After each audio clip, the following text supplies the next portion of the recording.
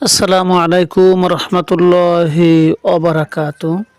শ্রেষ্ঠ পরহেজগার হওয়ার উপায়। হজরত ইমরান ইবনে হুসায়ন রাদিয়াল্লাহু থেকে বর্ণিত, নবী করিম সাল্লাল্লাহু আলাইহি সাল্লাম বলেছেন, আল্লাহ তাআলা বলেন, হে আমার বান্দা, আমি যা ফরজ করেছি তা আদায় করো, তাহলে মানুষের মাঝে শ্রেষ্ঠ আবিদ হবে। আমি যা থেকে বারণ করেছি তা থেকে বিরত থাকো, তাহলে শ্রেষ্ঠ পরহেজগার হবে।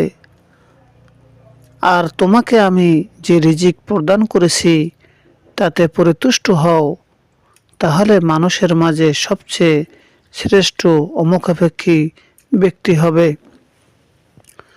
সৌভাগ্য ও দুর্ভাগ্যের নিদর্শন। ফুজাইল ইবনে আয়াজ রহমতুল্লাহ আলাই থেকে বর্ণিত, তিনি বললেন, সৌভাগ্যের 5টি নিদর্শন: 1. অন্তরে ইয়াকিন থাকা। 2. ধর্মীয় কাজে পরহেজগারি থাকা। 3. দু চোখে লজ্জা থাকা। 4. শরীরে আল্লাহর ভয় থাকা। 5. দুনিয়ার ব্যাপারে নির্মোহ হওয়া। আর দুর্ভাগ্যের 5টি নিদর্শন: 1. হৃদয়ে কঠোরতা সৃষ্টি হওয়া। 2. চোখের অশ্রু প্রবাহিত না হওয়া। 3. লজ্জা কমে যাওয়া। 4. দুনিয়ার মোহ বৃদ্ধি পাওয়া। 5. দীর্ঘ আশা থাকা।